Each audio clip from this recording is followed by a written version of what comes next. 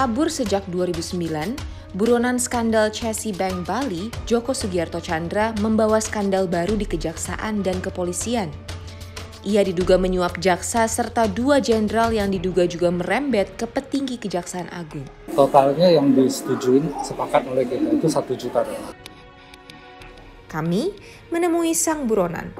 Ia berbicara terbuka tentang mega skandal yang menjeratnya di kursi pesakitan. Saya menunjuklah konsultan Tommy Sumardi untuk mengurusinya, ya kan? Nah, dia itu memborong pekerjaan itu dengan nilai harga yang kita sepakati 10 miliar.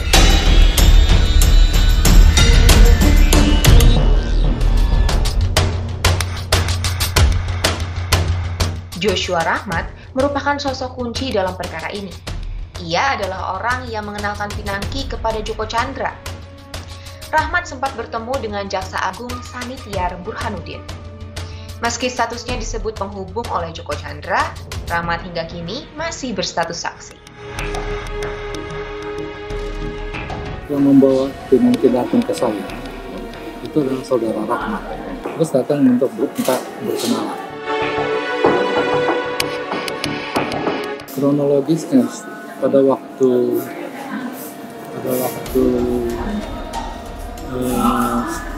pertemuan pertama dengan Pinangki, saya bilang kalau mau melanjutkan silakan bawa pengacara. Saya akan tunjuk pengacara yang mewakili saya, tapi tidak dengan PNS. Dari pertama saya sudah tegaskan. Dikenalkan Anita. Nah, hanya satu Anita sendiri itu saya tidak merasa cukup. Saya minta lagi dikenalin lagi satu, ya kan? Agar saya nggak mau tergantung pada satu pengacara. Dibawa lagi lah Andi Irfanja. Nah, itu ceritanya begitu.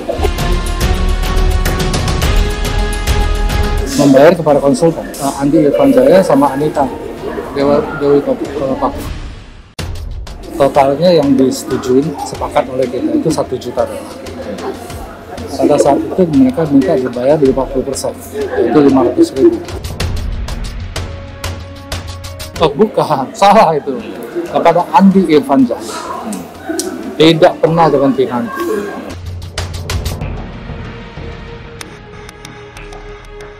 Yang berhubungan saya adalah pengacara. Bahwa pengacara berhubungan sama orang lain itu urusan mereka.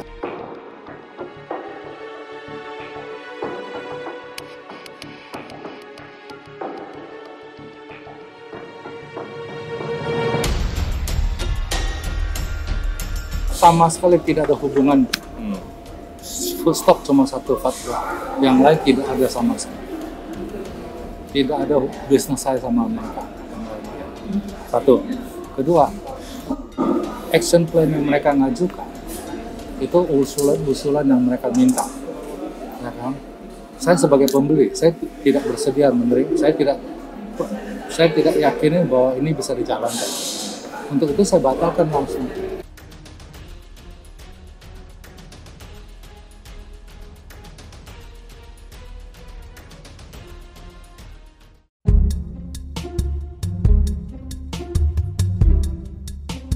Joko Tjandra mengutus Tommy Sumardi melobi sejumlah petinggi di markas besar Polri.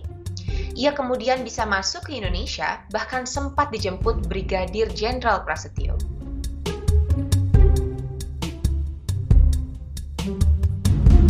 Oh, sama sekali tidak. Saya meminta pengurusan mengenai DPO. Itu saya tunjuk satu konsultan namanya Tommy Sumardi. Sebagai swasta yang mengurusi penghapusan daripada DPO. Dia itu memborong pekerjaan itu dengan nilai harga yang kita sepakati 10 miliar. Ya kan? Urusannya kita jual beli disiplin. Kita berikan uang kepada Tommy, itu memang kewajiban saya bayar kepada Tommy Sumardi. Bahwa selanjutnya Tommy Sumardi itu berpesta kepada orang lain, itu urusan dia. Perjanjian untuk pengurusan itu saya bayar 10 miliar, kita sepakat. Saya minta kepada Tommy agar uruskan itu. Dengan DPO sudah dicabut, saya bisa pulang ke Jakarta dengan melakukan dengan begitu masuk tanpa dicek. Saat saya masuk ke Indonesia, memang DPO sudah dicabut. Betul. Oh, itu urusan lain lagi. Itu beliau menjemput saya nggak tahu apa sebabnya. Ini kan. Saya nggak bisa menerka orang mau jemput saya karena apa. Ibu Anita.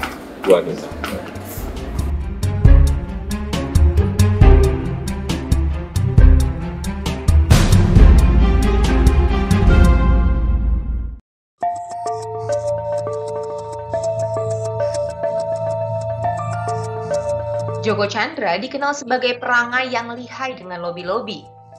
Sebelum ia divonis 2 tahun penjara dalam kasus Chase Bank Bali, ia sudah lebih dulu melarikan diri. Ia juga sempat disebut-sebut meminta pengampunan saat Presiden Jokowi melawat ke Papua Nugini.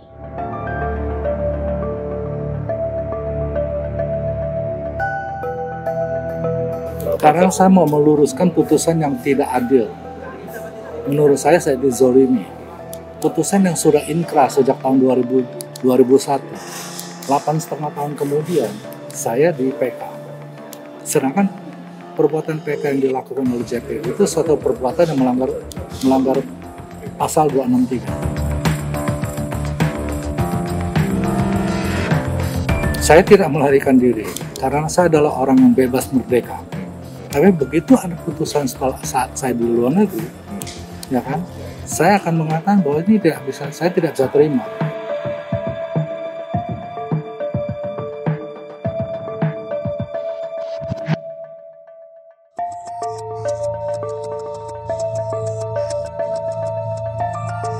Nah, ini tidak ada urusan korupsi.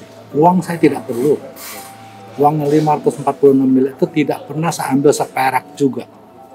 Uang tetap ada di bank. Bank Permata ya? Bank Permata. Tidak pernah satu seperak juga. Nah, saat diambil saya suruh mereka, ini saya kasih jalan bagaimana cara ngambil. Uang boleh diambil, segala putusan boleh dilaksanakan, kecuali badan saya tidak bersedia.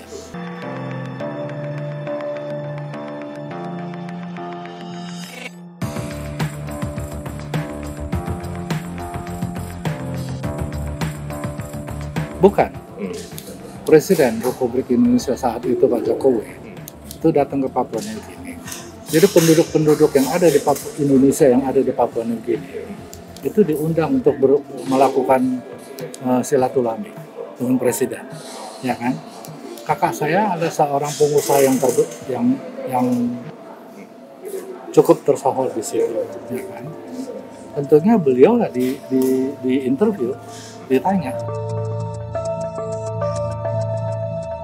Karena saya menganggap ini kesempatan saya untuk memperjuangkan keadilan.